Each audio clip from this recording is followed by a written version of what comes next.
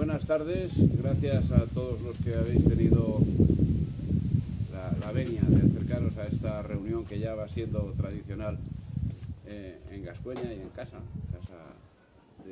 del que está hablando ahora mismo. Pero hoy tenemos la alegría de presentar un libro que ha sido pergeñado por quien aquí tengo a mi derecha, que nos buscó Pablo La Asunción, que nos buscó a todos los autores para hablar de la hispanidad en las diversas facetas que pudiésemos cada uno de nosotros hablar. Lógicamente se ha quedado en el tintero pues una barbaridad de facetas, pero ha conseguido Pablo organizar y reunir a una serie de autores que han hablado de los temas más diversos. Para mí el que digamos se aleja un poquito de la situación es el mío, pero bueno, tenemos a un personaje como es Julio Carlos González, que bueno, aunque no hace digamos un trabajo, un capítulo como el de los demás, pero es digamos también un personaje señero en el trabajo. Y luego pues hay personajes conocidos de bastante gente, como a lo mejor pues el Patricio Lons, luego a lo mejor algunos más también, como Ernesto Ladrón de Guevara, en fin, Julio Heinze, que lo tengo aquí a mi izquierda, solamente físicamente. Y en fin, una serie de participantes, hasta 16, pues bueno, que cada uno de ellos es un magnífico divulgador, es un magnífico conocedor de la historia, y han desarrollado unos trabajos especiales. Por ejemplo, Julio pues habla de un tema que, claro, a lo mejor algunos de los que estáis aquí dicen, ¿de eso has hablado? Sí, pero no es lo mismo hablar que hablar. Entonces habla de las leyes de Indias, que sí, bueno, yo por supuesto me he visto forzado a tratarlas, pero aquí el trabajo que hace es de un especialista, y hace un diseño espectacular que tampoco es todo lo que puede aportar, porque de hecho pues ha publicado un libro sobre las leyes de Indias bastante amplio, vamos, un espectáculo y una alegría para aquel que le gusta la historia. Bueno, eso en cuanto a Julio. Y en cuanto a Pablo, pues ¿qué tenemos que decirnos? Nos habla también de un asunto que a muchos puede llevar al asombro, pero nos habla de los hospitales que se crearon en todo el mundo, en toda América, en todo el mundo hispánico, y es también un trabajo espectacular. Nos recuerda que hay un hospital en México, quizás uno de los principales, ¿no? Que bueno, que no te voy a chafar lo que te vas a decir tú, o sea, mejor dejo que lo digas tú. Y por lo que respecta a mí, pues bueno, pues a mí me ha tocado pues la parte más ingrata, porque así como ellos están hablando de las cosas importantes y positivas que ha hecho España, que ha hecho la hispanidad a lo largo de los siglos, a mí pues me ha tocado la desgracia de hablar de lo peor, de la mugre, de las personas que llevaron a la separación de España, a la separación de la hispanidad, Miranda, que se nos fue a Londres, lógicamente no se podía ir a ningún otro sitio, a crear un organismo, a crear unas estructuras que minasen, a finales del siglo XVIII, que minasen la influencia de España, y que minasen y acabasen destruyendo España, como al final lo consiguieron. Allí creó la Gran Logia Hispanoamericana, una logia por la cual pasaron todos los que han sido conocidos como libertadores, todos, o sea, desde México hasta Sudamérica, los que queráis. Bueno, por allí pasó además el famoso Viscardo, que estaba intentando que Inglaterra aprovechase la sublevación de Túpac Amaru II para introducirse en América, para conseguir lo que consiguieron 30 años después, haberlo conseguido pues entonces. Se crearon guerras, vino la guerra de 1808, que nos la han vendido como guerra de la independencia, y lo que manifiestamente es una guerra franco-británica para la conquista de España. Y así fue, y el pueblo español pues colaboró con sus enemigos de una manera bastante alegre, y bueno, pues le dio la victoria a uno de ellos. O sea, digamos que fue una guerra civil para machacar a España, y así lo consiguieron. La guerra de 1808, que nos la venden como la guerra de la independencia, es una guerra de cambio de dependencia.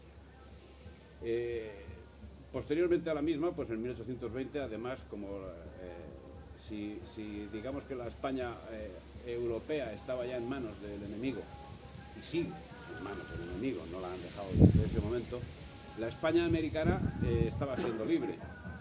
¿Qué sucede? Que eso no podía ser, lógicamente, porque entre otras cosas, geográficamente es muchísimo más importante la España ultramarina que la España europea.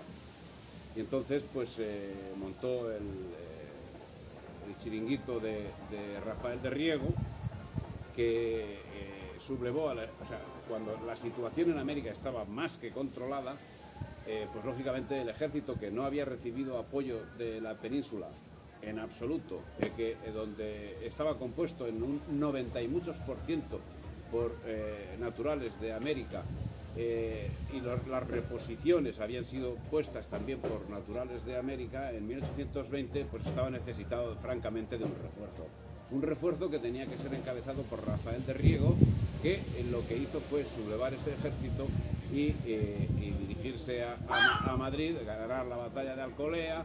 Y entonces Felipe el Innombrable resulta que dice: caminemos todos juntos y yo el primero por la senda constitucional, y ahí a la debacle. Llega 1823 y con él los 100.000 hijos de San Luis, que vienen a apoyar nuevamente a Fernando VII. En fin, en América se sucede una serie de transacciones político-administrativas un poco truculentas. En el Perú es destituido el virrey Pezuela por de la Serna. Se produce la farsa de Ayacucho, conocida en la historiografía tradicional británico y colonial, porque España es colonia, o sea, yo lo recuerdo para que no se nos olvide que España es colonia británica. Pues aquí se le conoce como la batalla de Ayacucho, pero la realidad es que analizando la misma con un mínimo de atención, nos damos cuenta que es un teatro que costó la vida a unas cuantas personas, pero es un teatro para justificarse a sí mismo de la Serna, pero no solamente de la Serna, sino los generales que estaban con la Serna. O sea, por ejemplo, Rafael Maroto, en fin, o sea, una serie de personajes que además son muy renombrados a lo largo de la historia del siglo XIX en España. Bueno, esa situación la llevó a otros sitios, como en Buenos Aires, el asesinato cruelísimo de Santiago de Liniers, un natural francés, pero español en cuerpo y alma, que falleció asesinado por Mariano Moreno, que también, siendo un agente manifiestamente británico, también acabaría siendo asesinado por los propios británicos. En fin, luego llegarían los tratados comerciales, unos tratados comerciales absolutamente desiguales, en los que Inglaterra se garantizaba todo. O sea, Inglaterra en los tratados comerciales podía llegar hasta el nacimiento de los ríos si hubiesen podido llegar los buques, mientras que, por ejemplo, los representantes de las republiquetas surgidas tras la asonada de todo ese tiempo hasta 1924, resulta que, pues sí, en Argentina, por ejemplo, podían pasar los buques ingleses, como digo, hasta el nacimiento de los ríos, pero los buques argentinos podían llegar, siempre que fuesen construidos en Argentina, cuando resulta que los astilleros con motivo de la guerra habían sido destruidos, podían llegar a los puertos de las posesiones británicas, que no de Inglaterra, y allí los argentinos podían ser fieles a su fe religiosa en privado. Sin embargo, en Argentina pues se podían construir templos, se podían hacer todo tipo de manifestaciones del anglicanismo, por ejemplo, y además los ingleses no estaban obligados a contratar personal argentino, o sea, tampoco era argentino porque eran de las Provincias Unidas, podían contratar personal si querían, si no, pues no, y pagarles, pues bueno, pues les pagaban con lo que querían. Dividieron los virreinatos poniendo fronteras, con lo cual controlaban el paso de los bienes y servicios de unos territorios a otros. Si en un sitio necesitaban coca, estaba producido en otros, necesitaban la coca porque era imprescindible, por ejemplo, para el mantenimiento humano de los trabajadores de las minas que masticaban esa coca, pues resulta que ponían una frontera controlada por Inglaterra. Que en otros sitios necesitaban carne, frontera, etc. Esos son los tratados firmados por Inglaterra. No solamente con las Provincias Unidas, porque además lo curioso es que se habla de las Provincias Unidas, una cosa etérea, y el otro contratante resulta que era el Reino de la Gran Bretaña. En fin, podríamos alargarnos y me parece que ya va siendo hora de que deje paso a los demás que hablen de cosas bastante más agradables que las que hablo yo. Pues sigo yo, Julio. Bueno, lo primero, agradecer la invitación a Cesario y un gusto estar también con Pablo el día de las fiestas patronales, ya más escoltados por Don Quijote y Sancho, tiene bastante que ver con nosotros, sobre todo Don Quijote, y bueno, pues para hablar de algo que no vais a oír ni en televisión, ni en el cine, ni en las universidades, por desgracia, o en casi ninguna universidad, por supuesto en la prensa, en ningún lado. Yo luego al final concluiré con los motivos por qué hay este silencio, ¿no? Y esta ocultación de nuestra historia, ¿no? De los que yo creo, eso ya es valoración.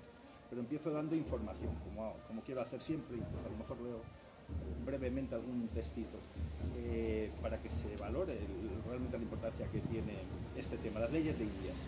Bueno, las leyes de Indias no es nada más y nada menos que un ordenamiento legal que perduró durante 300 años en América, 400 en el Caribe y Filipinas. Incluso en el siglo XIX, después de haberse independizado, los países de América seguían utilizando o apoyándose a las leyes de Indias. Incluso pueblos indígenas de Norteamérica, para defender sus derechos sobre territorios, apelaban al rey de España y a las leyes de Indias frente al ejército de los Estados Unidos. O sea, tiene bastante importancia el tema. ¿Qué son las leyes de Indias? Bueno, estamos hablando de 6.500 disposiciones más o menos, promulgadas durante 183 años, la recopilación, luego hubo una novísima recopilación poco antes de la independencia, y esas leyes abarcan todo lo que se necesita una sociedad para estar vertebrada, pues desde el comercio, los matrimonios, las oficinas de correos, la navegación, los puertos, las minas, las universidades y sobre todo, que ese es el fin de las leyes, la evangelización y la protección de los pobladores nativos de América. Y en este punto estoy seguro, sin ser adivino, estoy seguro que cuando hemos hablado de los pobladores nativos de América, de la protección, aquí se ha pensado que había que protegerlos de los españoles. No, y había que protegerlos de los propios indios, porque los pobladores nativos de América había muchas etnias, pero estamos hablando de pueblos que por supuesto tenían indios esclavos, pueblos que practicaban sacrificios humanos, pueblos que practicaban canibalismo, pueblos que vendían las hijas para pagar tributos y deudas, o pueblos, algunos, que luego podemos entrar en muchos matices, que entre sus costumbres estaba el llevar con el cacique muerto 2 jóvenes machos y 2 jóvenes hembras para que le acompañasen al más allá. O sea, las leyes de Indias, lógicamente, acaba con esto y lleva pues la civilización a unos pueblos que algunos no habían llegado ni siquiera al Neolítico. Eso hay que tenerlo muy en cuenta, porque ahora, por muchas razones, que son sobre todo políticas y geoestratégicas, conviene hablar de la parte negativa, que la hubo en mucha menos proporción, que la parte positiva o las luces, que son abrumadoras, como vamos a ver. Bueno, como digo, las leyes de Indias, a algunos les sonarán las leyes de Burgos. Las leyes de Burgos tienen una importancia vital en la historia de la humanidad, hasta el punto que la Universidad de Oxford las calificó como el precedente de los derechos humanos. En 1512, por una serie de circunstancias que se producen en la isla de la Española, ahí el rey Fernando el Católico, que es regente de Castilla, por la muerte de Isabel y por la supuesta incapacidad de su hija Juana, dice que se traten las cosas de Indias, el buen tratamiento a los indios. Y bueno, allí se llegan unas conclusiones que hoy parecen evidentes, pero antes no lo era, que la gente por nacer tiene unos derechos naturales y que todos somos iguales. O sea, eso hoy lo tenemos más que asumido, antes no estaba así asumido. Entre otras cosas se dicen algunas disposiciones como que las mujeres embarazadas no pueden trabajar, como que los niños menores de 14 años no pueden trabajar.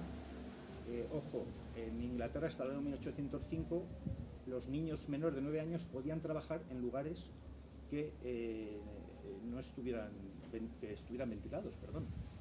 Es decir, en el siglo XIX los niños trabajaban y en Estados Unidos los niños tenían perfecta obligación de trabajar, excepto 3 meses para ir al colegio, ¿no?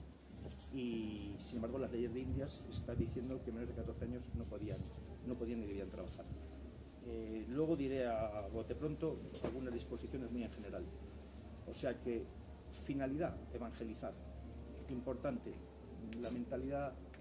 Los que somos un poco mayores hemos tenido unos abuelos, a lo mejor lo hemos vivido más cerca, pero la mentalidad de un hombre del siglo XV y XVI, de nuestros reyes, era la evangelización. O sea, no tenían la menor duda que había una salvación, que había el rey que servir a los deseos del Creador, de Dios, y que iba a ser valorado y juzgado su reino del servicio que haya dado a la religión.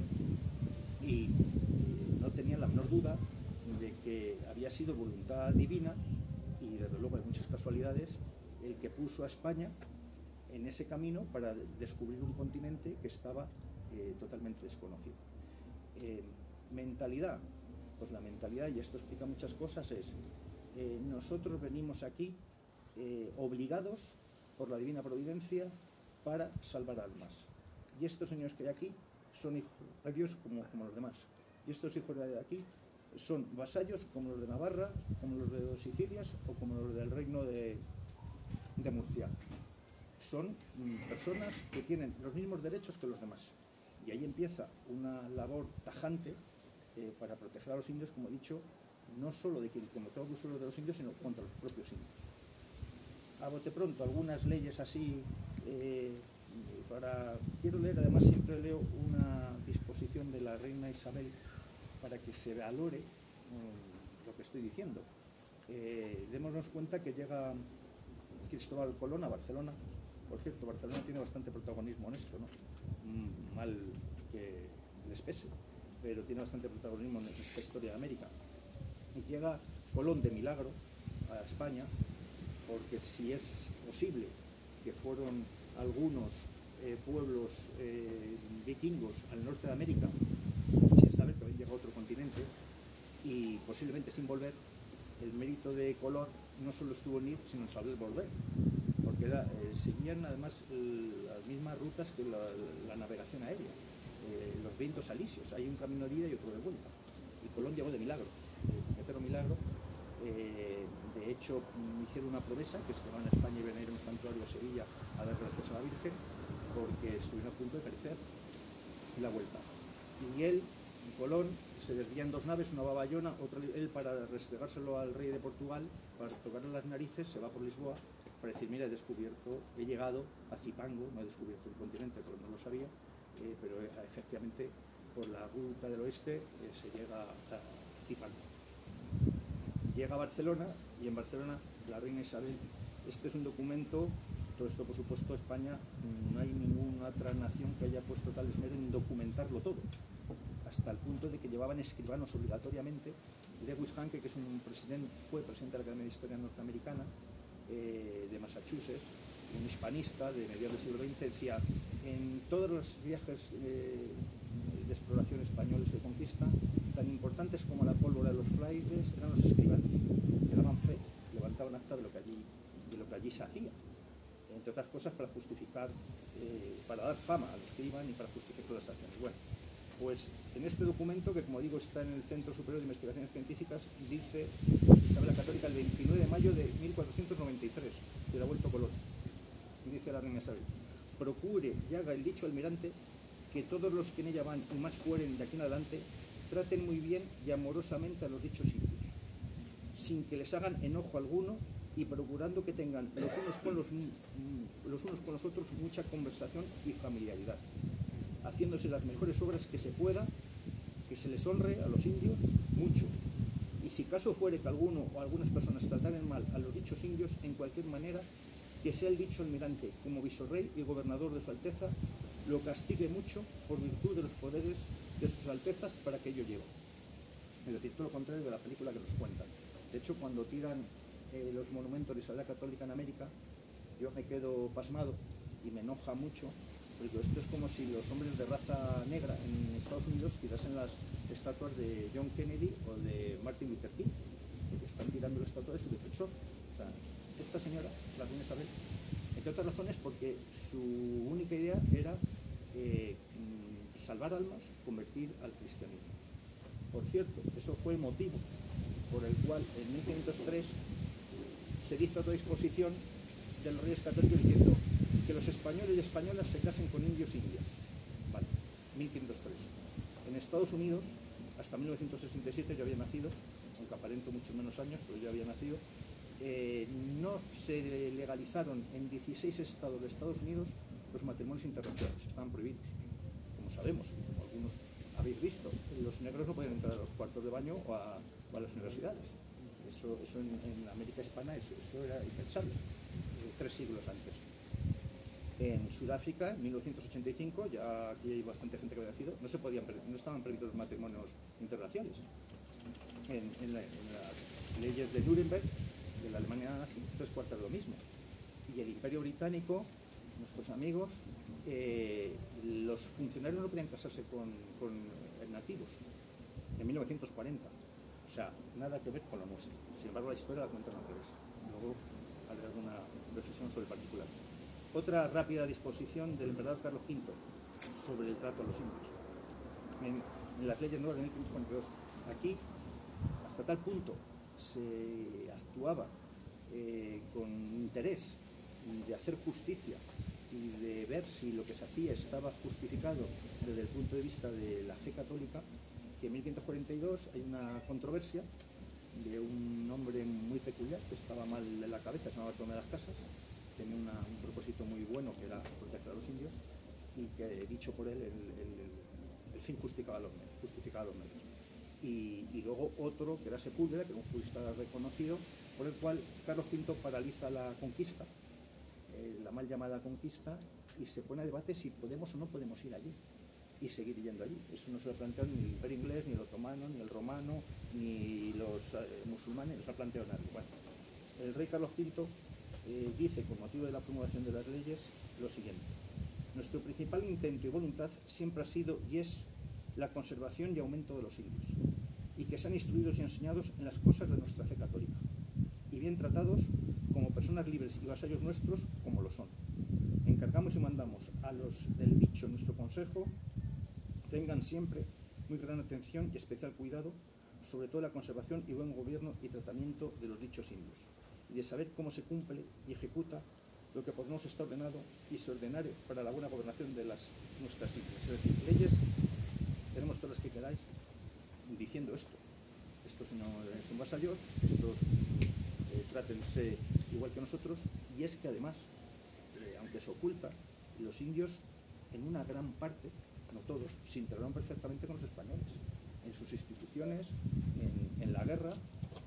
Había gobernadores que era la máxima autoridad civil y militar, que eran indios, y yo estuve trabajando en un libro que es una causa por la cual se ordena por la emperatriz, la mujer de Carlos V, por ausencia del rey en Flandes, que se detenga al regidor por cometer unos abusos en Indias, y los que le tienen y los que le custodian son los indios. O sea, ellos se integraron en toda esta estructura porque les pareció más conveniente, más ventajosa. Muchos de ellos no tenían ningún problema, al revés.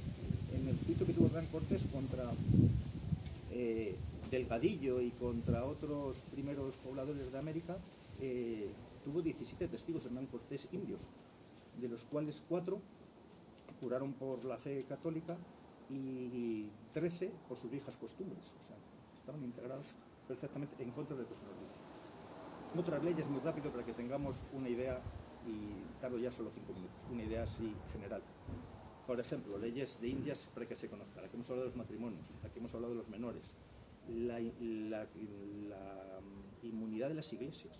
Esto es importantísimo. O sea, al lado de cada encomienda, de cada mina, se ponía una iglesia.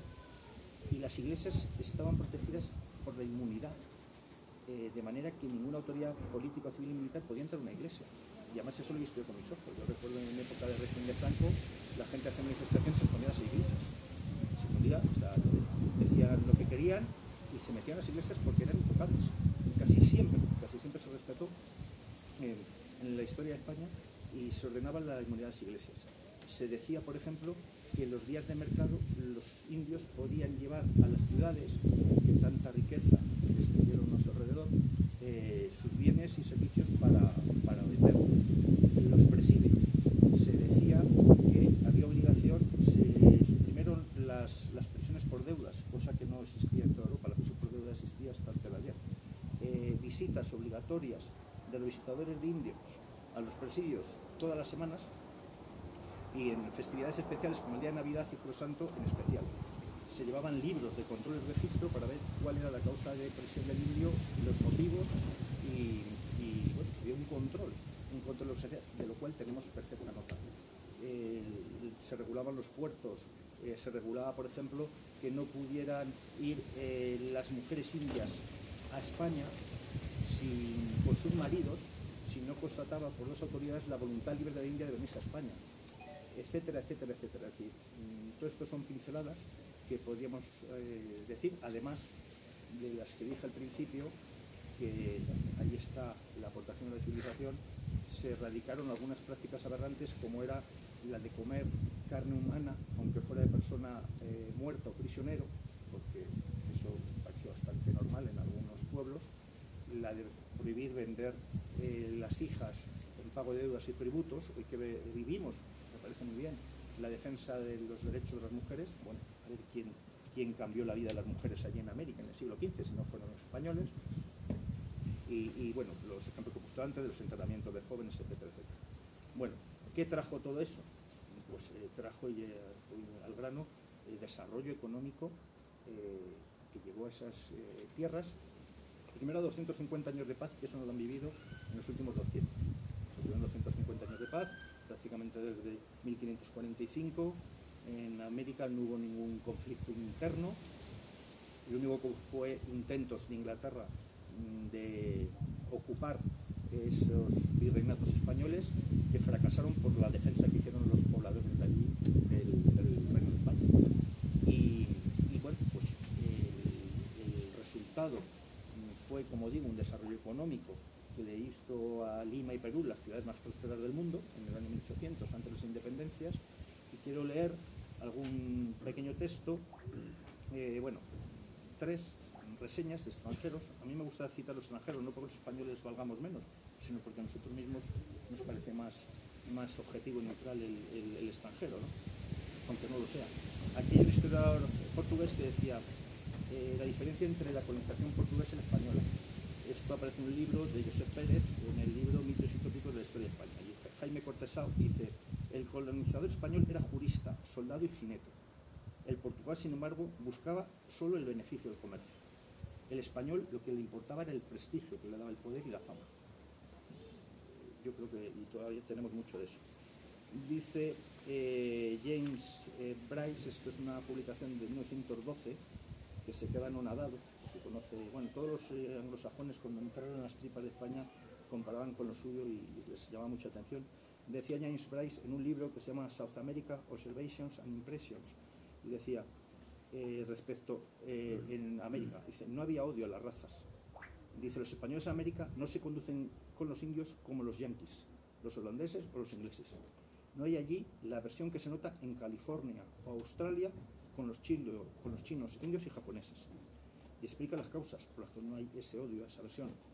Dice: la razón de la diferencia de la América hispana es que en la América española nunca se le considera indio como esclavo, y que los españoles al llegar a América consideraron a sus hijos mestizos como hijos legítimos y naturales. O sea, los consideraron hijos, cosa que me cuadra perfectamente.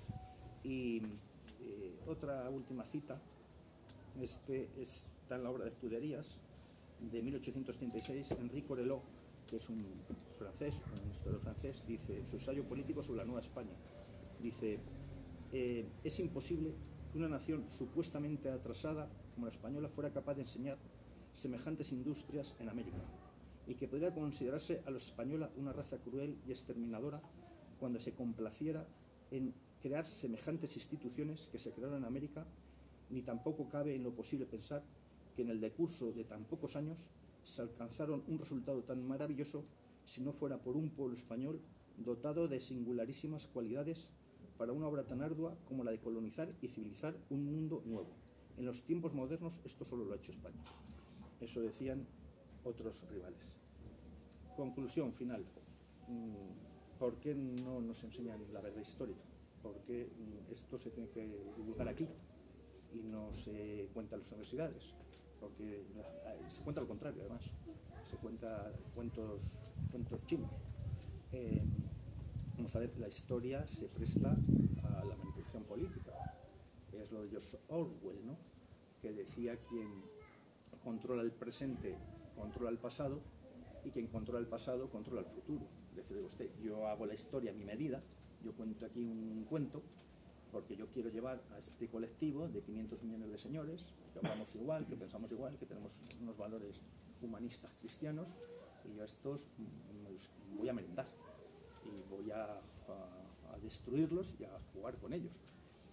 Y luego en casa pues nos pasan también cosas de estas, porque bueno, hay que vender una ideología que es que todo lo pasado era odioso y que han venido hombres nuevos en Venezuela, en Bolivia, en donde sea, que han venido, porque antes era todo horroroso, han venido ellos a decirnos lo bueno y los derechos y libertades que nunca hemos tenido. Es decir, la historia está maltratada, está prostituida. Es una vergüenza que en las universidades españolas y hispanoamericanas se dedique tiempo a estudiar constituciones que han durado 5 años, 2 años, 10 meses que estudié yo, y de la ley de India se utilicen solo unos parrafitos. Pero como hemos dicho, esta legislación es un adelanto de siglos para la humanidad, y por lo menos de 2 siglos respecto a otras naciones europeas que crearon imperios sin ningún disimulo, pues para explotar comercialmente sus colonias, que eran puras colonias. Por ejemplo, Inglaterra tenían prohibido las colonias crear industrias que compitieran con Londres. España hacía lo contrario. España hacía exactamente lo contrario. Lo cuenta Humboldt, ¿no? Que se maravillaba que en el periódico aparecieran en Nueva España industrias que no había en España, ¿no?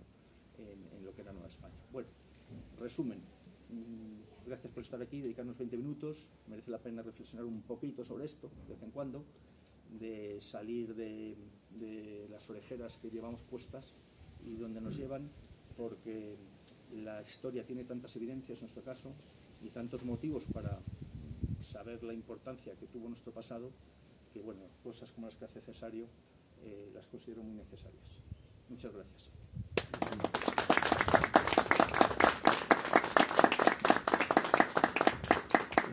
Buenas tardes a todos, un verdadero placer estar aquí al lado de 2 insignes autores. Y yo escribí el libro sobre la fundación de hospitales en la Hispanidad. Es un tema poco conocido, pero a mí me resulta fascinante, y es uno de los que yo creo que mejor expresan la actitud con la que fue España a América. Y es innegable esa actitud al ver lo que se hizo. Y creo que enlaza muy bien con lo que estaba comentando ahora Julio. No somos conscientes del poder y la vigencia, la actualidad de la leyenda negra. ¿Qué es la leyenda negra? A mí me viene siempre a la mente la definición que hace Marcelo Gullo, autor de Madre de Patria, este autor argentino. La intelectualidad argentina pues, es muy brillante y está ayudando a recuperar el concepto de hispanidad. Y él dice que la leyenda negra es la historia de España contada por los enemigos de España. La historia de España contada por los enemigos de España. Es una definición muy precisa. Y también dice a menudo que la mala política tiene su origen en la falsa historia. Es lo que estaba comentando Julio.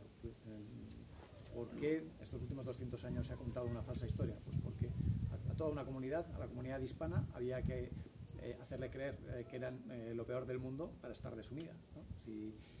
Si como yo veo en mi canal de YouTube, tengo un canal de YouTube con un número de suscriptores en torno a 30.000 y bueno, pues veo muchos comentarios de gente hispanista y de gente contraria al hispanismo, de muchos países hispanoamericanos. Y lo que suelen decir es, robasteis el oro, vinisteis a matar y a violar. Matasteis a 20 millones de personas. 20 millones y esa cifra la tienen muchos grabada, ¿no? ¿Por qué? Pues porque de las casas, al que hacía mención también Julio, ya en el siglo XVI, ese propagandista mentiroso compulsivo que era capaz de decir cualquier cosa por lograr sus objetivos y que decía mentiras como que en República Dominicana había 30.000 ríos caudalosos, en lo que es hoy República Dominicana, en la isla de La Española, pues también mintió y decía, como él quería proteger a los indios, decía, bueno, los españoles están matando a trochimos, de 20 millones, seguramente no había ni 20 millones de habitantes en toda América, pero y esa idea, después los enemigos de España, las potencias rivales, pues la han tomado y la han seguido manteniendo hasta nuestros días. Y al final trataré de dar algún dato para que veáis que eso sigue vigente hoy día. Y en el canal de YouTube, que solamente hay que ver películas de Hollywood que salen hoy día, como El exorcista del Papa, y es que dicen lo peor de España, de los reyes católicos, que fue todo obra del diablo, es exagerado. Pero os daré algún ejemplo para que veáis hasta qué punto pues eso sigue vigente y sigue hoy día. Y un poco en todos los datos que os quiero comentar, pues quiero hablar de eso, de la verdad histórica de España respecto a la construcción de hospitales, lo que hicieron las potencias rivales, Inglaterra, Francia, y lo que dice la leyenda negra, ¿no? Y ese es el contraste. La leyenda negra, por ejemplo, dice 20 millones de muertos, y eso es conocido, no sabe comentarse a la gente, pero ¿cuánta gente sabe que España fundó 850 hospitales en América?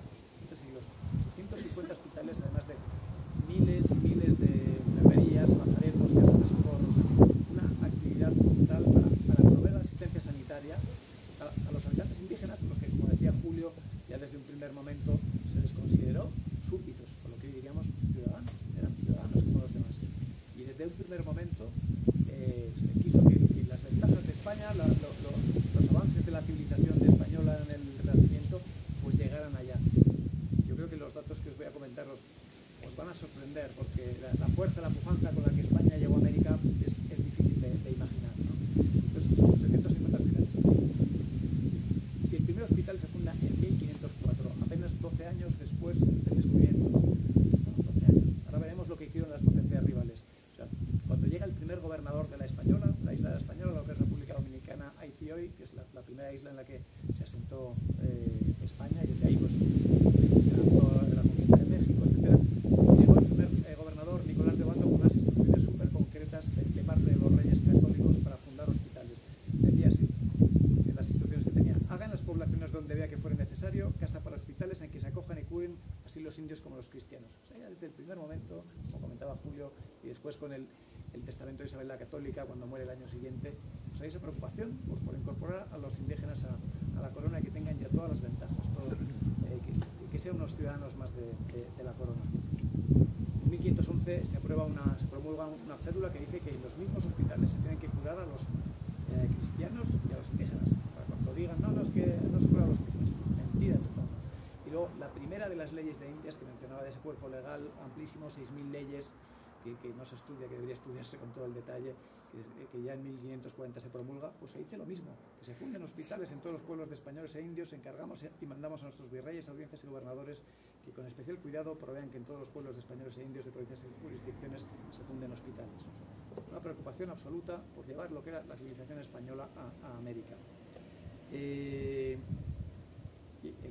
caso seguramente más paradigmático de estos hospitales es el Hospital de Jesús en México, al que hacía alusión Cesario, que el propio Hernán Cortés ordena en 1524 construir.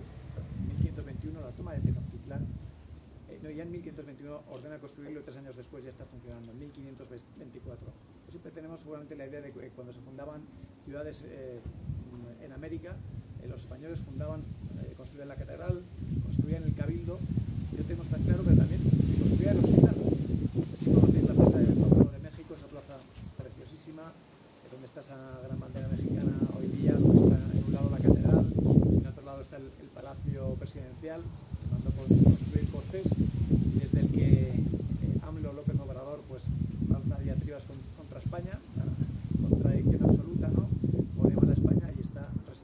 residiendo en el palacio que mandó construir Cortés, que es un personaje pues denostado en México mayoritariamente, ¿no?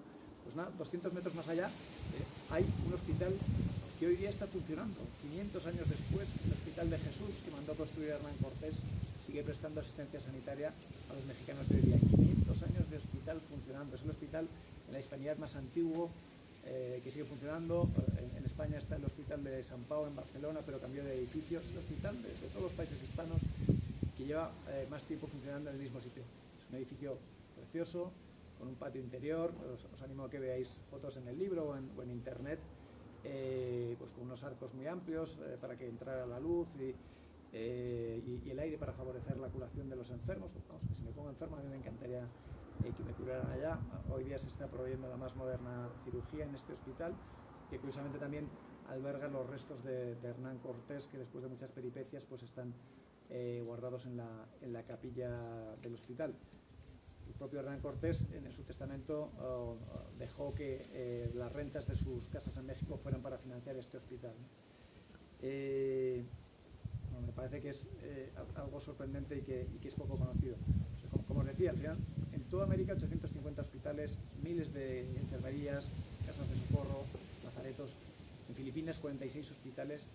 Y a mí casi me llama más la atención que en el siglo XVI se construyeran 325 hospitales. Y diréis, ¿por qué en el siglo X te llama más la atención, ¿no? Porque no nos damos cuenta de la pujanza, de la fuerza arrebatadora, avasalladora con la que España llegó a América, ¿no? Entonces, los ingleses, el primer intento que hacen de asentarse en una ciudad en América, y hacen dos intentos infructuosos en la isla de Roanoke, son en 1585. Su primera ciudad, pueblo, es en el que se asientan, del que están orgullosísimos, es Jamestown, en 1607. A lo mejor habéis oído hablar del viaje del Mayflower, los peregrinos, fue en 1620. O sea, para esa época, cuando los ingleses se asientan, España ya había fundado 1000 ciudades, había abierto más de 10 universidades, había fundado esos 320 hospitales. Es como si, no sé, hoy día China llegara a Marte, empezara a colonizar Marte, fundara miles de ciudades, hospitales, universidades, y el resto de las potencias mundiales no sabían ni cómo llegar a Marte, ¿no? Pues esa era la situación, ¿no? Esa era la pujanza, la energía, la vitalidad de España entonces. Y imaginaros cuál era la reacción de las potencias rivales, ¿no? O sea, se van a comer el mundo es suyo, hay que frenarles como sea. Y a eso se dedicaron, ¿no? Frenarnos pues, con la propaganda, con la leyenda negra, que por diversos factores continúa hasta hoy, y de la manera que pudieron, ¿no? Pues con la piratería y los ingleses y tal. Pero 100 años nos cuenta de que España era la potencia inalcanzable, ¿no? Y lógicamente objeto de envidias, de recelos, de odios, ¿no? ¿Y qué hicieron los anglosajones, por ejemplo? ¿Cuánto tiempo tardaron ellos en fundar el primer hospital? Pues lo fundaron el hospital de Nueva York en 1663, o sea, 150, 160 años de que los españoles fundamos nuestro primer hospital. ¿Cuál es la diferencia de las culturas? Además, pues que nosotros, como decíamos, atendemos en esos hospitales a indígenas y cristianos. Ese hospital lo fundó la Compañía de las Indias Orientales, esa compañía comercial que ayudaba a fundar colonias y a explotar las colonias para los ingleses, y solo atendía a marineros y soldados británicos. Cuando vamos a los hechos, la diferencia es brutal, ¿no? Tanto en capacidad como en calidad. Entonces, que no nos extrañe pues que surgiera esa propaganda, esa corriente de odio, de difamación hacia lo hispano, hacia la hispanidad. Un repaso rapidísimo, porque creo que también es curioso, de cómo eran esos hospitales. Pues muy parecidos a lo que son hoy día. En el hospital de San José de los Naturales en México, un hospital que podía tener 300, 400 camas. O sea, no pensemos que eran pequeñas casas con 20 camas, ni mucho menos. Eran grandes hospitales.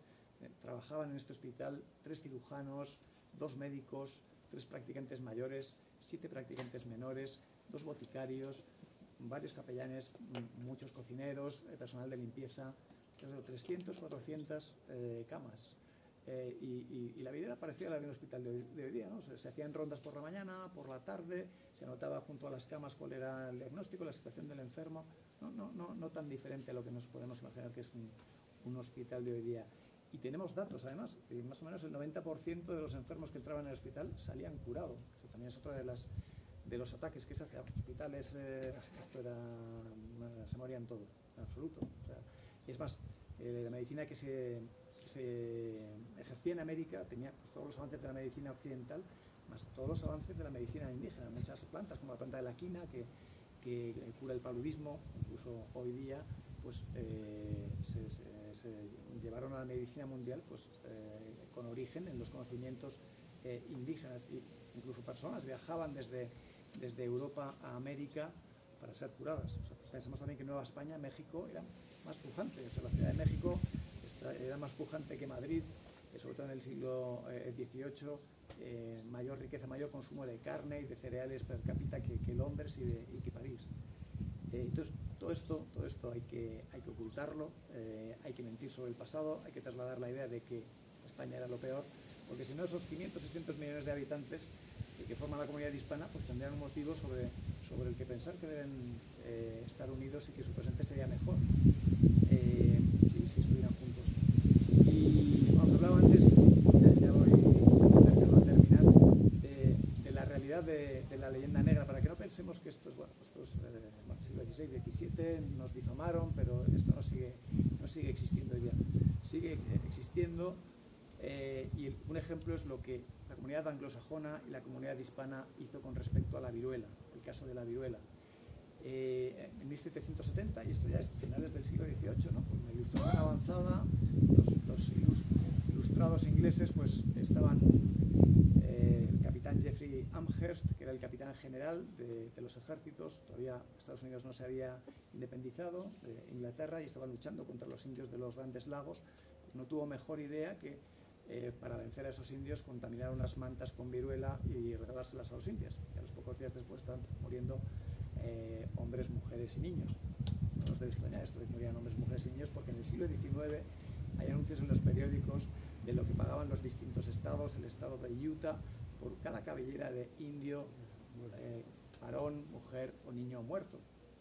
Hay anuncios en el siglo XIX, esto no se puede esconder.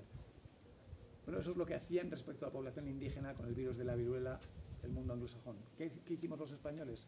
Pues, quizá hayáis oído hablar de la expedición Balmis y de la enfermera Zendal, que da nombre al hospital de Madrid, tan conocido recientemente por los temas de COVID. Menos el nombre es muy acertado porque fue la expedición de la vacuna. En 1803 se decide enviar un barco pues, fundamentalmente impulsado por Carlos IV, que había perdido una hija por el virus de la viruela. Ya se había descubierto cómo se podía inocular de niño en niño el virus y tratar de llevarlo vivo para poder llevar la vacuna hasta América. Bueno, pues eso es lo que hizo España, llevar el virus de la vacuna a través de esta expedición, en la que fueron 24 niños, y estaba pasando, gracias al doctor Balmis y a la enfermera Zendal, el virus de un niño a otro, y consiguió llegar al otro lado de la hispanidad, al otro lado del Atlántico, el virus vivo, para, bueno, poniendo detrás también una infraestructura compleja, porque hubo que organizar en todos los hospitales que había en toda la hispanidad salas específicas que pudieran albergar el suelo para la vacuna y organizar todas las vacunaciones de la población. Bueno, pues eso es lo que hizo España hacia la población de toda la hispanidad, hacia la población mayormente indígena en América y después hasta en Filipinas, porque ese barco llegó al año siguiente a Filipinas. Y os hablaba de la leyenda negra, bueno, pues porque un anglosajón decente, que los hay algunos, el señor Powell escribió un libro que se llama El árbol del odio, y en él explica cómo los libros para los niños en Estados Unidos y algunas revistas muy prestigiosas como el Saturday Evening Post, pues en los años 70, 80 del siglo pasado decían que quienes habían matado a indios con virus eran los españoles.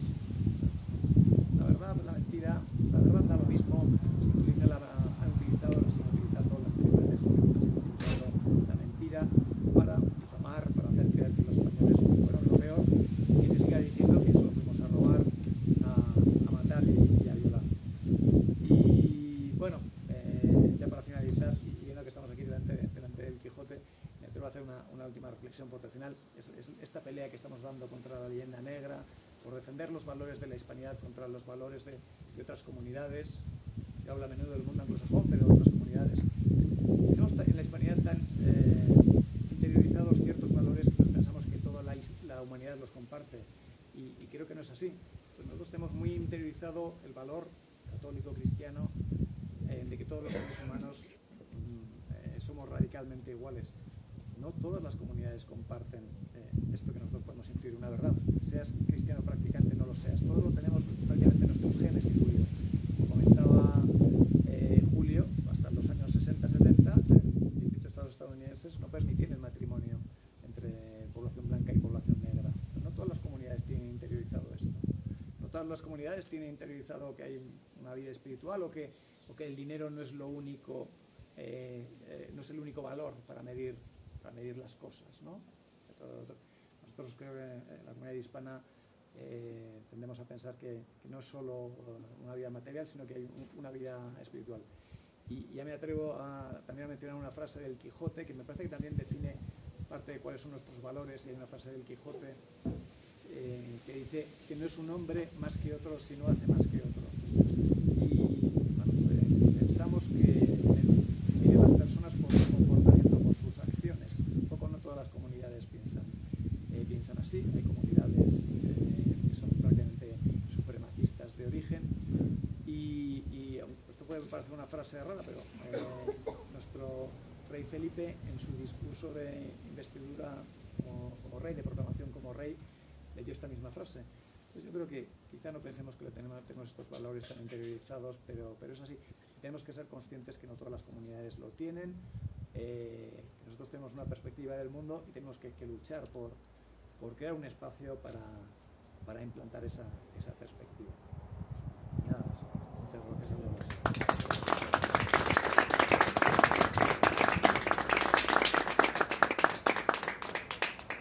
Bueno, espero que os haya gustado a todos.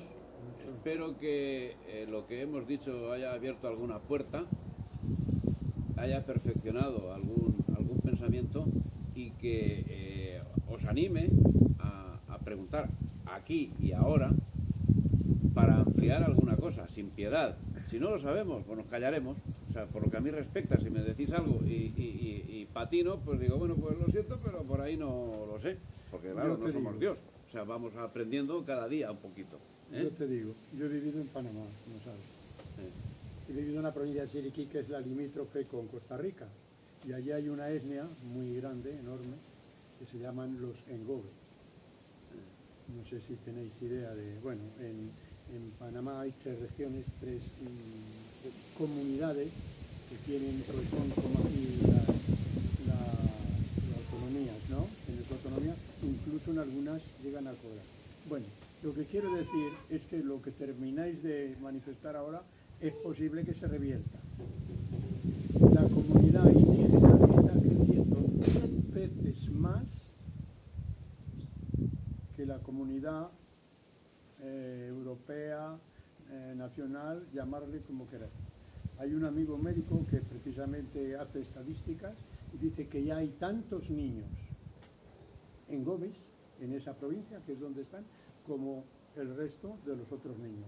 O sea, algo parecido a lo que nos pasa aquí con la gente del sur. Así que tomar nota que eso a lo mejor es de un valor en un futuro un tanto... No sé. Sí, es significativo, pero es que además, o sea, yo tengo que decir que, bueno, yo me muevo mucho por redes, no tengo ni idea de cómo va, pero me muevo muchísimo. Y resulta que yo estoy teniendo relación con indígenas de diversos puntos de la España americana, y gente que me manifiesta que hasta antes de ayer era indigenista, era anti-España y tal, y alguno dice que en mí ha encontrado el camino por el cual ha salido Hay gente lo digo para lucirme, que yo también pinto algo en ese, pero vamos, se ha caído a alguien más. Bueno, ahora no se llaman indígenas, ahora se llaman nacionales. O sea, cuando tú te refieres a una etnia, dices, la etnia nacional en Gobe. Pues no hay que decir etnia indígena. No, pero es que esa gente, por pura naturaleza, el conocimiento que puedan llegar a tener de por qué son lo que son ahora mismo, esa gente, ese conocimiento los ha de abocar directísimamente al hispanismo. porque es que si no es por la acción de España, ellos directamente hoy no existirían. Quedaría ninguno. O sea que yo les animo, yo a los que se ponen en contacto conmigo, que bueno, tampoco son tantos, pero son unos cuantos. Yo les animo, digo, sí, sigue insistiendo, aprendiendo historia, sigue, porque eso te acerca cada día más al punto en el que, al que yo también confluyo. O sea que... Además, Panamá es un gran ejemplo. Cualquiera que va a América, yo conozco Panamá y varios países. Durante 3 años tuve un trabajo que me relacionó mucho con Hispanoamérica. Pues toda esa Panamá es blancos, mestizos, mulatos, más negros, menos negros, más indígenas, menos indígenas. Ves todos los... Además hay mucha influencia también oriental por el canal de Panamá, Sí, que hay bastante... Hay un 20% oriental. de personas de color. Pero ¿cuántos mestizos hay en la India, o en Pakistán, o en Argelia, en Indonesia? O sea, no hay mestizaje. El mestizaje es algo que hicieron los españoles. Sí, claro. Porque, bueno, Estados Unidos indios, las películas de Hollywood tenían que poner a un tío de Massachusetts con betún, porque no los tenían. Eso se habían cargado a todos. Pero bueno, solamente teniendo ojos, yendo a América, viendo eso, viendo las catedrales, viendo las calles, viendo las iglesias, viendo los hospitales, si uno tiene aquí algo de materia gris y se pregunta algo, que eso es el primer síntoma de inteligencia, el que la gente se pregunte, dirá, bueno, me están contando una milonga. Me están contando una milonga. Que eso es lo que nosotros queremos llevar a todos los pueblos de España. Bueno, en Panamá está la iglesia más antigua de Mesoamérica, en un pueblo que se llama Natá. No sé si has estado. No lo conozco. Allí. Colón, Portobelo, pero no. Sí, bueno, esto está más camino en el centro de donde desembocaron, porque parece que iban los conquistadores y no tenían agua, y de vez en cuando tiraban la alcuza, me parece que se llamaba, y probaban, y hasta que ya uno por la noche tiró y dijo agua dulce, y desde entonces hay un pueblo que se llama Agua Dulce, que era la desembocadura de un río, y claro, por eso era el agua dulce en el mar, llegaba hasta allí la influencia. Hay muchas historias muy bonitas, y una de ellas... Por salir de una cosa concreta, Panamá está bien, pero ya está bien. Yo quería afirmar, no preguntar. Yo veo muy bien que gente intelectual, que gente que sabe, se preocupe de esto, porque justamente el entorno en el que me toca a mí moverme, todos los intelectuales, profesores tal, casi lo que abunda lo contrario. Es decir, somos los propios españoles los primeros que nos estamos machacando y matando. Todo lo que pasa con el nacionalismo disgregador, aparte de que siempre se quieren marchar los más ricos de cada sitio, pasaba un poco en el norte de Italia, la Padania, la que quiso en su momento marcharse, la Baviera en Alemania también, hasta que los cortaron con 3 clases nada más. En Ecuador pasa lo mismo, en Bolivia. Son siempre los más ricos, los que no quieren comer con el pobre. Pero aparte de eso, es que lo que pasa en España es que pues no nos queremos. Y todo esto de la leyenda negra está tan metida, pero está metida en la gente que sabe, en la gente intelectual, en la universidad. No se te ocurre en la universidad decir nada distinto a lo malo que hemos sido y tal, porque más de lo que precisamente pasa en Buenos Aires. Entonces, ese es el peligro que yo veo. Es una afirmación más que una pregunta, y es lo que queráis también después, pero es la afirmación que el peligro que tenemos es que nosotros mismos eso lo hemos interiorizado, nosotros somos los que no nos queremos, y entonces nos parece muy bien que se rompa todo esto y que cada uno se vaya por su lado, cosa que me parece imposible que ocurra en Estados Unidos. Cuando Estados Unidos desaparezca, porque desaparecerá, es tan distinto todo el estado tan grande que no va a ser lo mismo, no van a seguir juntos los californianos con los floridianos, en fin, acabará desapareciendo, pero en cambio no creo que sean tan contrarios a sí mismos como lo somos nosotros. Todo esto lo afirmo, pero bueno, si lo queréis... No, yo quería hablar de la universidad porque lo conozco bien por dentro y por fuera. Vamos a ver, las universidades en España y en Hispanoamérica, en casi todo el mundo, no tienen alumnos. O sea, hay un montón de universidades que los propios académicos te lo reconocen con la boca pequeña y a escondidas, están condicionados por la directriz y la línea que han marcado en esa universidad, normalmente política y dependiente del poder público de turno, de la autonomía, de la subvención, de los seminarios, cursos que te financian. O sea, hoy la universidad, desgraciadamente, hay que ser muy, muy valiente para ir contracorriente. Aunque ellos dicen, esto es verdad, si lo sabemos. Mira, hay un ejemplo que es buenísimo, que es de Núñez del Arco, que aquí todos conocidos, un historiador ecuatoriano que conocemos. Él dice, bueno, él le gusta la historia y se pone a ver archivos de los cabildos de la Guerra de la Independencia y él ve que los cabildos, ciudades, ayuntamientos de Ecuador eran realistas, eran partidarios de España. En Guayaquil eran todos. Y entonces se va un amigo suyo de la universidad y dice, oye, mira, que a mí la historia que me contáis, esto no fue así. Y dice, hombre, Paco, no se puede contar toda la verdad. Entonces, en la universidad te están engañando y no pueden contar la verdad, que es el centro del saber. ¿Para qué queremos la universidad? O sea, hoy las universidades, desgraciadamente, conclusión, cuidado, porque son centros de adoctrinamiento poco independientes o nada, y dependen para comer, sueldos de miseria que tienen los profesores, dependen para comer de los seminarios, másteres, etcétera, que encargan el poder político de turno. O sea, ahí no vais a conocer la historia real y al revés, ahí trabajan por otros intereses. También hay una cosa que yo pienso que forma parte de la realidad. Habiendo hecho nosotros una colonización como la que acaban de describir, como a la hora de producirse la independencia de todo lo que nosotros hemos dominado y hemos colonizado, se produce tan mal comparada con la descolonización que han hecho los británicos en el resto del mundo, los cuales económicamente han conseguido mantener una Commonwealth, un mercado económico hasta tal punto que Australia, Nueva Zelanda y otras colonias de ellos, a la reina de Inglaterra Es su rey, la mantienen como su rey. jefe de Estado. ¿Y por qué aquí nosotros, habiendo hecho lo que hemos hecho, estamos siendo Permíteme pues, que te recomiende, haga una autocita. sí, Pero este libro habla de eso. Lo encuentras en el mercado no con este título, sino con El fin del imperio de España en América. sí, En cualquier librería de España lo puedes encontrar. sí, pero que quiero Ahí te decir lo que- dejo explicadísimo, porque es que esto, si te me pongo a explicártelo ahora mismo, podemos tirarnos aquí hasta la madrugada. Vamos a ver, España fue conquistada por Inglaterra en 1808, Sí, la península vamos, española. derrotada. Aquí aquí vino un señor que acabó siendo el duque de Wellington, sí, y resulta que ese señor tenía una armada, en 1808 tenía una armada que estaba dispuesta a atacar España en Buenos Aires. Resulta que Napoleón estaba aquí. Y entonces resulta que Francisco de Miranda, que estaba en Londres tratando precisamente de esa invasión de Buenos Aires, resulta que Sir Arthur Wellesley se lo cogió y para que no tuviese un rebote de importancia, porque por lo visto tenía un ánimo bastante exaltado el señor Miranda, se lo llevó a pasear por Londres para darle la noticia.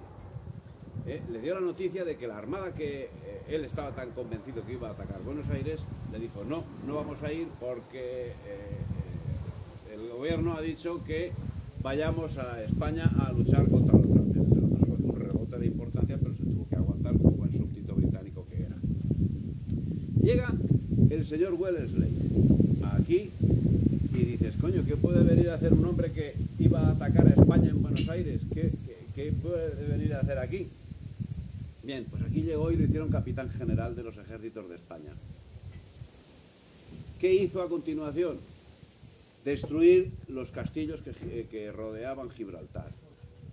Los destruyó, una de sus primeras órdenes. Destruir la industria incipiente que estaba allí donde había industria, se la cargó, por ejemplo, la del Buen Retiro, la cerámica del Buen Retiro. Por ejemplo, en Salamanca, la industria textil. Se lo iba cargando absolutamente todo. desde dentro. Desde dentro. Si era el capitán general, si era el amo. Resulta que este señor tuvo a su servicio a San Martín, que San Martín era militar español, y estaba en la camarilla de Sir Arthur Wellesley. Pero no fue solamente San Martín, fueron más. San Martín, en plena guerra, un oficial del ejército español en plena guerra fue autorizado para darse de baja en el ejército. ¿Dónde se ha visto eso? En plena guerra. Y ese señor... Estamos hablando de todavía se mantenía la ocupación francesa. Efectivamente. Pero es que estaba cambiando la ocupación francesa por la ocupación británica. Y entonces el señor San Martín fue a Londres. ¿Pagado por quién? Si era un tío que se gastaba el dinero con más facilidad que me lo gasto yo. No tenía un duro. Y resulta que fue a Londres. Y se fue de Londres. Luego se fue a Buenos Aires con sus pagarés bien hermosos metidos en el bolsillo. Y dices, bueno, ya esto, ¿a cuento de qué viene? ¿Por qué la destrucción de toda España en 20 republiquetas y una monarquieta de chicha de nabo? Pues precisamente porque ellos lo que no querían era, o sea, así como Bolívar sí quería la creación, iba por la mutilación, pero hay que leerse a Bolívar porque es terrorífico. Pero no obstante, la mutilación no llegaba a tal grado. O sea, él iba, por ejemplo, a la constitución de la Gran Colombia, que la Gran Colombia incluía Perú, Venezuela, en fin. O sea, era en definitiva pues una cosa mucho peor de lo que había, pero mucho mejor de lo que hicieron después. Pero claro, es que a Inglaterra eso no le interesaba, porque eran unidades geográficas de difícil tratamiento, y Inglaterra pues prefería territorios más pequeños, distribuidos y separados por productos, separados unos de otros por la capacidad productiva de cada uno de ellos, con lo cual controlaban el comercio, que era lo que querían, y en esas aduanas pues hacían ellos con todos los productos de un sitio y de otro. Si tenían un mercado libre, pues lógicamente no lo podían tener. Y entonces además no le podían llevar cosas de Inglaterra. Entonces lo que hicieron fue crear una serie de países, y en México no lo crearon. En México, porque México pues es un territorio inmenso. En México no lo crearon, pero bueno, la verdad es que les costó, porque tuvieron una serie de enfrentamientos que se alargaron durante décadas y que acabaron quitándole el 50% del territorio que lo tiene Estados Unidos. Pero bueno, no se hicieron con Zacatecas, por ejemplo, que hubiese sido un estado, Veracruz, etcétera, que en ellos estuvieron, y los movimientos separatistas eran de mucha envergadura, pero es que no eran movimientos separatistas, realmente eran confederalistas. O sea, la verdad es que y defendían eso, y por eso, pero claro, lo que utilizaron los anglousenses fue precisamente ese espíritu de autonomía de cada uno de los territorios para poder aprovecharse y quedarse con el 50% del territorio, porque los ejércitos de México no acudían a la lucha, sino que se retraían con sus derechos autonomistas, con sus derechos de Estado.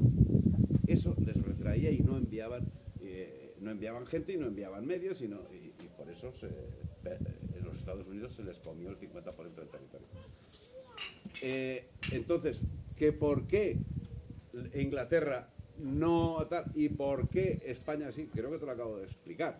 O sea, necesitaban ellos territorios pequeños, y España está dividida al gusto de Inglaterra, y España se sigue dividiendo al gusto de Inglaterra, tanto en la península como en América, porque resulta que estos mismos problemas los están teniendo en Argentina y en Chile con el movimiento mapuche, cuyo representante, cuya sede universal, mundial, tal, está, ¿a que no sabes dónde?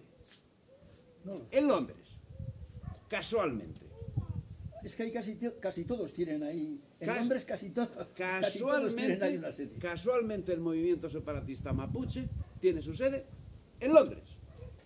Muy casual, que son tan amigos, nuestros amigos, que, bueno... Pero que entonces, Cesario, esto te deja una incógnita. ¿Dónde vamos a parar? ¿Cuándo se puede frenar esto? Eso se puede frenar cuando el pueblo hispánico diga hasta aquí hemos llegado. Es que... y solo se puede parar cuando el pueblo hispánico diga hasta aquí hemos llegado. No sé yo si ahora... Yo tengo a lo mejor, yo me ilusiono de seguida, pero ahora mismo lo que está pasando en El Salvador, con Nayib Bukele, Yo tengo unas grandes esperanzas. Si no me lo matan antes, claro, porque esa es otra. ¿Sabes? Claro, porque esto sería revertirlo desde la propia Hispanoamérica. Hombre, eso desde Desde la el mundo propia hispánico. aparte del apoyo nuestro, pero tienen que ser ellos propios los que den a luz a la realidad de lo que se produjo. Sí, cada vez son más voces, ¿no?, que vienen del otro lado del Atlántico, Marcelo Gullo, Patricio Loro, muchos argentinos. Bueno, en este libro... Porque si no seguiremos siempre colgados con...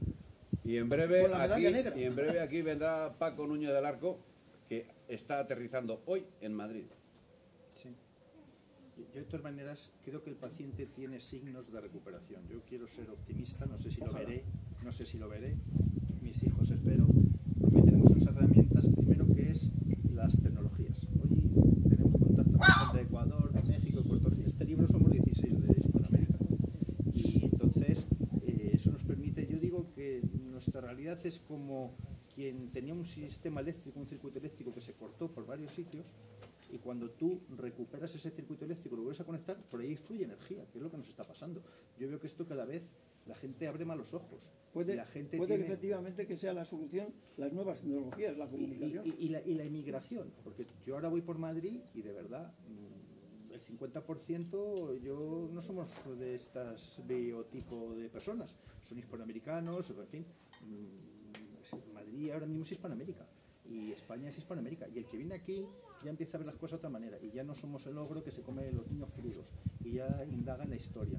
Y yo creo que hay signos, y luego Hispanoamérica está llegando tan al fondo en todo que ya reaccionan, porque es que ya no se creen nada, o sea, no se creen nada de lo que les cuentan. Y yo creo que Dios escribe con renglones torcidos. Yo creo que veremos algo mejor en el futuro. Y para eso estamos haciendo lo que, como este de la lanza, estamos haciendo lo que podemos. Yo le quería hacer una pregunta a Pablo, y es ¿qué repercusión esperas tú del proyecto de escribir este libro de las cartas hispanistas al rey de España por parte del rey de España y lo que él puede hacer al respecto de la reivindicación de esa historia de España en Latinoamérica? Todos teníamos claro que queríamos dirigirlo a él como el primero de los españoles, porque pensamos que tiene más capacidad, ¿no?, para hacer que el resto de los españoles, y también tiene más deber, ¿no? Entonces le remitimos unas copias del libro, acusó el recibo muy amablemente. Yo creo que en Casa Real le habrán echado un vistazo. Cuando el rey va a Hispanoamérica, en sus discursos sí que hace mención a la historia. Hace 2 o 3 años, cuando estuvo en Puerto Rico, en el discurso pues mencionó la fundación del primer hospital, tal. Hace pocos meses fue la cumbre iberoamericana. Las cumbres iberoamericanas son cada 2 años, deberían ser una oportunidad para lanzar el hispanismo, y están absolutamente desaprovechadas, ¿no? Además es algo que financiamos los españoles, el 70% de esas cumbres, y de un organismo que se llama la SEGIP, que es un organismo permanente, lo paga España. Prácticamente no se hace nada, son 25 personas ahí que están haciendo el mueble, ¿no? Y en la última cumbre iberoamericana, que creo que era en República Dominicana, pues también hizo alusión a la fundación del hospital. Habla más fuerte, por favor. Hizo alusión a la fundación del hospital. Entonces, cuando va a Hispanoamérica, aprovecha y adopta una pose un poco hispanista, pero a mí me gustaría ver bastante más, ¿no? Por ejemplo, también me cuesta entender que en los discursos de Navidad, cuando hablan los españoles, perfecto que nos feliciten los idiomas de toda España, pero ¿por qué no hacer mención a 600 millones de hispanos, ¿no? de hispanos, los 600 millones de personas que hablan español en nuestra historia, ¿no? A mí me gustaría ver ahí pues un poquito más de valentía. Pero bueno, quizás es pronto. Yo creo que con la fuerza que está cogiendo el hispanismo en redes sociales, el hispanismo como movimiento, no como opción política o algo así. Yo quiero creer que en Casa Real sus asesores pues le harán verlo, y que en el futuro iremos viendo más pasos adelante. Yo creo que sería una decepción si no lo hace. Yo os voy a contar una anécdota, si me permitís, ¿no? Porque estamos...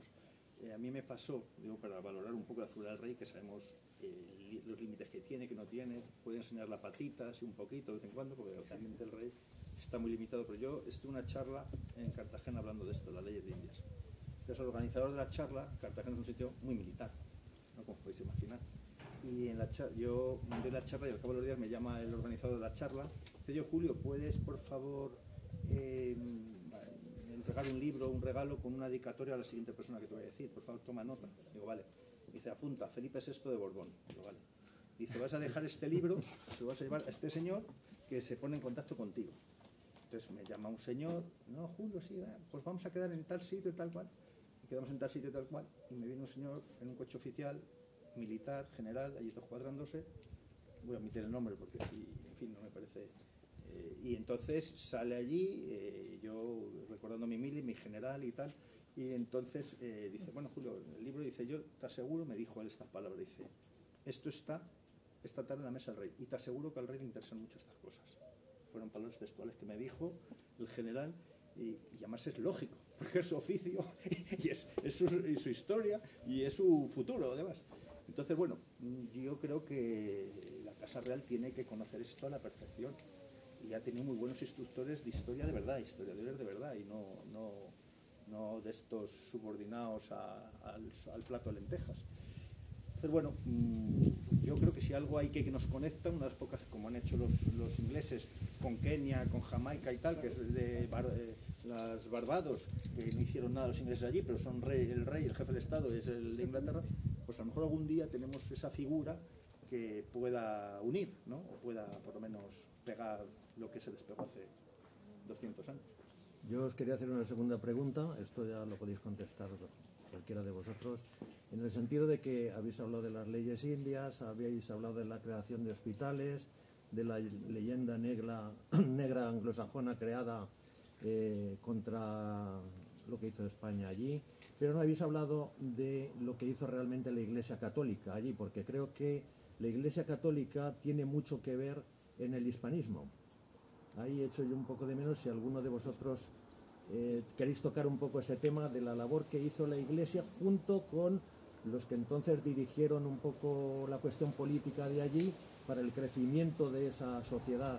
Pues mira, yo te voy a hablar, en mi libro hablo de esto y me dedico bastante, y de hecho estoy preparando un libro para tratar eso, más amplio. Los conquistadores de América son los misioneros. Los héroes de América son los misioneros, fueron cantidad de ellos al matadero. Charles Loomis, un historiador norteamericano, habla de eso, y además se las tuvieron tiesas con el poder civil, continuamente. Lewis Hahn, que antes presidente de la Academia de Historia, eso lo cuento yo en mi libro, cuenta precisamente la diferencia entre los religiosos españoles y los anglosajones, que dice que el anglosajón se puso siempre de margen del poder y rara vez dijeron algo criticando al poder político o militar, y siempre fue desoído, hasta el punto que el obispo de Boston, protestante, ahora no me sale el nombre, lo tengo en el libro, luego te lo digo, dijo que los indios eran hijos del demonio que había que exterminar, mientras que los religiosos españoles de las casas, por ejemplo, sí, pero 1000 de ellos, estuvieron en permanente, y que es causa de la leyenda negra, y que los reyes, porque había equilibrio de poderes, esto no es de Montesquieu, lo fomentaban. Por eso las iglesias había unidad religiosa, porque ellos jugaban con el equilibrio de poderes, y decían, bueno, estos son los civiles, políticos, militares que quieren fama, honor y riqueza, y estos quieren ir al cielo. Entonces ellos jugaban muy hábilmente con eso, hay 1000 ejemplos, pero los que verdaderamente conquistan América, porque militarmente es imposible que España hubiese conquistado América, como Estados Unidos no ganó en Vietnam nada. O sea, Estados Unidos era una potencia militar 1000 veces superior a Vietnam y no ganó ni un palmo de terreno. Y la OTAN en Afganistán han estado allí 20 años con satélites, con drones, con misiles y no han ganado un palmo de terreno. ¿Cómo es posible que estos señores con arcabuces y espadas conquistasen un territorio 25 veces España? ¿Por qué? Porque el pueblo, el indígena, se hizo partícipe de ese proyecto, y esos son los misioneros los que hacen el trabajo difícil y duro. Sí, porque aparte de crear bienestar social y demás, me imagino que el tema cultural también intervino mucho en el crecimiento de los países de Latinoamérica, y que aún a día de hoy está presente, claro. Perdona, Domingo, ¿Latinoamérica? No. Hispanoamérica. No existe. Sí, nosotros sí. Es Hispanoamérica. Sí, bueno. Ahí hay posiciones No, encontradas. posiciones no. Eso hay una política europea anti-española que se puede incluir dentro de la leyenda negra, que es la que promueve Latinoamérica. Y cuidado, y no es, con eso yo no estoy diciendo que yo no sea latino, que yo soy muy latino. O sea, yo soy muy romano. Sin Roma nosotros no seríamos nada. Pero hay que hablar las cosas claras. Tú no eres hijo de mi madre. Tú eres hijo de tu madre, por muy primos que seamos tú y yo. Y por mucho que tú quisieras a mi madre. Pero tú no eres hijo de mi madre. Tú eres hijo de tu madre. Pues con el latinoamericano y con el hispanoamericano pasa exactamente lo mismo. No vas a ser hijo de tu abuela. No, tú eres hijo de España. Pero no ese término, en cierto modo, no es el contrario al decir anglosajón en la otra parte. Nació con esa intención, pero nosotros sí, eso dice Mónica Luar Nicoleño, que nació con esa intención, contraponer lo anglosajón a lo latino romano, pero es verdad que lo latino no representa a Hispanoamérica, es decir, lo latino sería una parte de Canadá, porque lo que es Hispanoamérica, donde se habla de español, la cultura católica o las raíces católicas, es Hispanoamérica. Y creo que lo refleja mejor. Yo, de todas maneras, si me permitís, ya que has hecho una pregunta interesante, y yo he traído solo 2 libros, a lo mejor tengo alguno más en el coche, y los que falten nos dice Cesario, yo lo mando, yo te voy a regalar por la pregunta que has hecho, el premio. Aquí en este libro, además de que todo eso, hay 2 anexos, que yo a todos los que les regalo el libro les obligo a leer los anexos y ver las fotografías, los pies de página. Uno de los anexos precisamente cuenta cómo evangelizaron una parte de América, Guatemala, que se llamaban tierras de guerra, le llamaban tierras de guerra, que fueron solo misioneros, prohibieron entrar a nadie que no fuera, que empezó muy bien y acabó muy mal. Entonces, te lo voy a regalar, tengo aquí 2, no sé si tengo alguno más en el coche, pues alguno no se quede con las ganas, pero había una planificación inteligentísima de los misioneros, de los curas, ojo, no tenían un pelo de tontos, cómo entraban, cómo se ganaban al indígena, esa historia que es una historia de Remesal del año 1614, que cuenta, y además se preparaban para el martirio. O sea, el misionero que iba allí, como murieron, entre ellos uno de los personajes de esa historia, lo primero que hacían era prepararse para el martirio, porque lo tenían totalmente asumido. Y aquí se refleja muy bien, no voy a destripar la historia, qué inteligentes eran para llegar a atraer a los indígenas y con 1000 técnicas y tácticas y atraerles al cristianismo. Así que te lo regalo, aquí hay otro para otro que tenga también ese interés, y si no alguno se queda con las ganas, yo en el coche creo que tengo alguno todavía. Yo le quiero aclarar a Domingo, lo de Latinoamérica es una idea francesa, fue de Francia, porque ellos tenían Canadá, tenían Luisiana, tenían Guayana, todo eso. Entonces es un término francés. Y pretendieron conquistar México. Lo sacan ahí porque pretendieron, cuando Maximiliano. No es un término nuestro, lo han sacado ellos, a lo mejor para oponerse a lo de anglosajón, pero es un término, lo sacaron los franceses. Pero es que a lo mejor desgraciadamente al día de hoy todavía está muy vigente en los medios de comunicación. O sea, dice antes Latinoamérica en muchos, en la televisión, que Hispanoamérica. Bueno, pues eso es una cosa que los hispanistas también deberíais intensificar un poco esa pelea a la gente, decirle, cuidado, que no es lo mismo decir Hispanoamérica que decir Latinoamérica, porque mucha gente realmente no lo sabe. Utilizamos los 2 términos en función de cómo nos viene en gana, pero supongo, claro, y lo estáis vosotros diciendo, de que no tiene nada que ver decir latinoamericano con decir hispanoamericano. Así es. Bueno, ¿alguna otra pregunta, comentario? Comentar que el arte, como siempre, es diferente, ha hecho posible algo tan bello como el sincretismo. Por favor. ¿No? ¿Estarás de acuerdo? Ah, ¿no? No sé los demás, pues yo todas las no. decoraciones de las iglesias, la música,